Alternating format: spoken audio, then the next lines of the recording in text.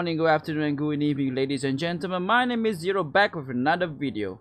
This time we're going to cover the Deadly Silencer Banshee. She's one of the frames which is, to me, a mid-tier level kind of frame, and a lot of people are using it to level up or even endgame, if you pick her correctly, that is. And her augments is one of the most useful in my opinion. So same thing as always, we will look at her passive, her abilities, and then I'll show you my build. And let's go. So this is a disclaimer for everybody who's watching this video. Thank you so much for watching this video. I appreciate you, love you so much. This is my build. This is the way I've been playing Warframe. I'm a hardcore casual fan of Warframe, so if you have anything to say, please do freaking smash that like button, hit subscribe, and also if you want to comment anything, do comment down below, guys. I give and take everything, man. I mean, I just hit me with whatever you have, but please be nice. All right, so as I was saying, her passive is kind of cool. With every single weapons that you have, it has actually been silenced, including the sentinels. All the weapons that you have, including this Vector's Prime that I'm holding right now, will actually be silenced. That is a cool passive, but is it useful though?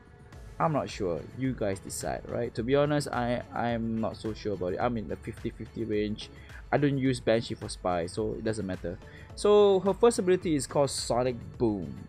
You know it's Sonic Boom, not from Gal. Alright, so Sonic Boom, Banshee emits sonic waves that pushes targets in range with enough force to immobilize or kill attackers.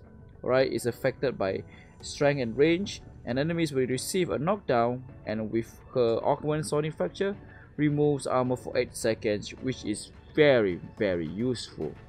Alright, I'll talk about that more later in the build. Next up, we have Sonar. Using acoustic location, Banshee Sonar's power finds and tracks enemies and exposes critical weak spots to everyone in your squad. Sonar does two things. Alright, listen up, this is the most important part. Sonar does two things. First, reveals its weak spot, and on the ads, and the higher your power strength is, the higher the damage. So basically, make sure you hit the spot, guys. Hit the spot, hit that spot, bang bang bang. Alright, the second, reveals the enemies on the map, which is good when it comes to endgame. It's a very good ability when it comes to endgame and revealing their weak spots, which giving you and your allies more DPS. Alright, this is one of the best abilities in Banshee. Knowing that she's a class frame, she gives a lot of support to the allies. And let's move on to the next ability. Then we have Silence. Alright, Silence. Using silence surrounds Banshee with an aura that stuns enemies and will limit their perceptions and tactical response to gunfire and Warframe attacks. Once cast, Warframe can do a stealth finisher, which is very handy, but stealth finisher is only one enemy. Alright, so this ability can be a very short CC, but unlike Sonar, alright, unlike the second ability, it can't be recast, which is kind of sad. If Silence can be recast, I think Banshee would just be freaking OP. Seriously. Alright, lastly, her ult is a Soundquake. Alright, so basically she's gonna drop that freaking bass. Alright, channeling all her acoustic energy into the environment. Banshee uses ultrasounds, yada yada. So basically she's gonna shake the ground, guys. She's gonna shake the ground. So basically she's gonna drop the base like nobody business. Affected by strength and range, she can kill ads without even looking. Seriously, guys, she's just using the power of sound. She's gonna like kill any ads that is even like 30 meters away, and she's like died, dead, and that's it. And yeah, man, without even looking, and this OP. It used to be OP, but before the update, you know, with the augment and updates and all that, Soundquake isn't as useful as it was. But then again, people still use her for the Soundquake. And with the passive and abilities out of the way, time to see my build. Once again, this is my build, and if you have any comments or suggestions, do comment on the comment section down below, and any feedback from you guys will be useful. Alright, now for the build. Let's go. Alright, there's 3 basic builds that I built for her, no Umbra mods included because I'm just too lazy to even format her. Please don't judge me.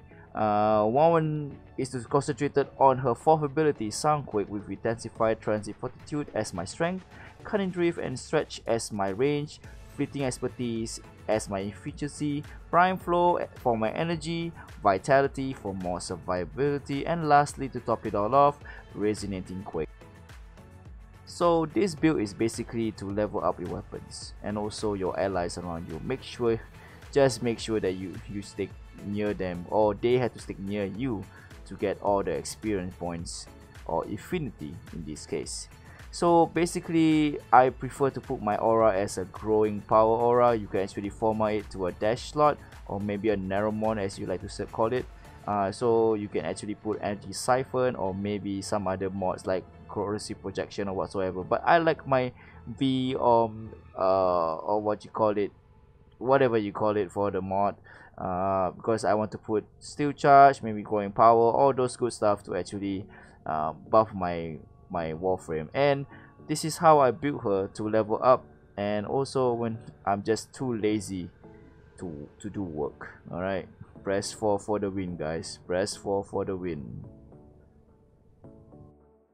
So my second build is basically concentrated on her second ability, Sonar, with more duration mods like Augur Message, Prime Con, and some strength mods to multiply her second ability, and Stretch for more range. Basically, you need the Vitality as usual to actually give her more survivability, as you know that she's a very fragile flame.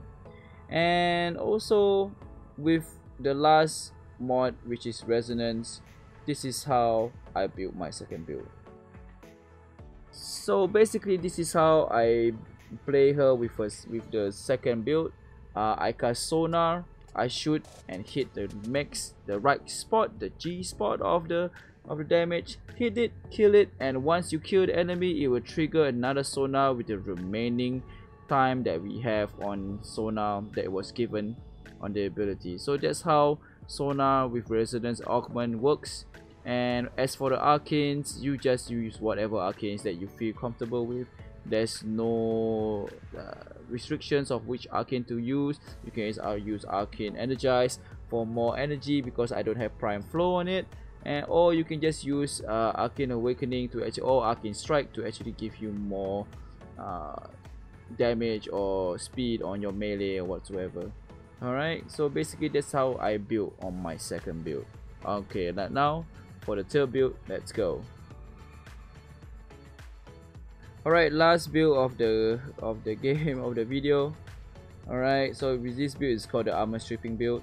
Alright, with the normal strength mods and range mods I shown earlier on, but with lesser duration actually, with additional of 2 augments, Sonic Fracture and Savage Silence. So this is how I built my armor stripping build with Banshee. With Sonic Fracture, you can strip their armor for a total of 8 seconds, and actually that's enough to actually wreak havoc on them. But the bad thing is about it is actually it knocks down back enemies quite far, so make sure you have a good aim when it comes to it. And also Savage Silence actually gives you 300% increased damage for finisher. So make sure you have a good dagger or a good melee weapon, so basically you can actually instant kill any kind of ads that you can imagine to find. So that's how I actually work with my armor stripping build. So basically how I always do this, actually I use my Zenith Star or whatsoever and just cast it through, and make sure you choose your first ability to actually push it down, knock it back and everything. Make sure the armor is stripped and whatsoever. And then also Savage Silence to actually CC the enemies and make sure they hold in spot. And then after that you can just shoot it down or whatsoever, and then if they're 8 seconds, you can actually do a lot of damage.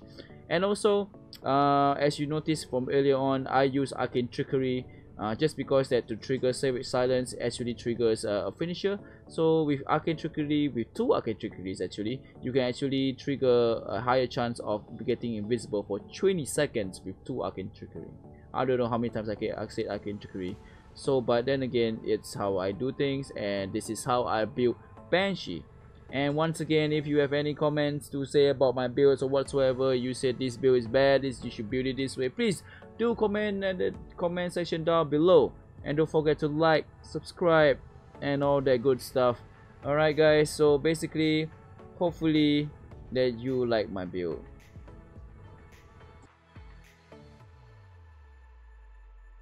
So if you made it this far, thank you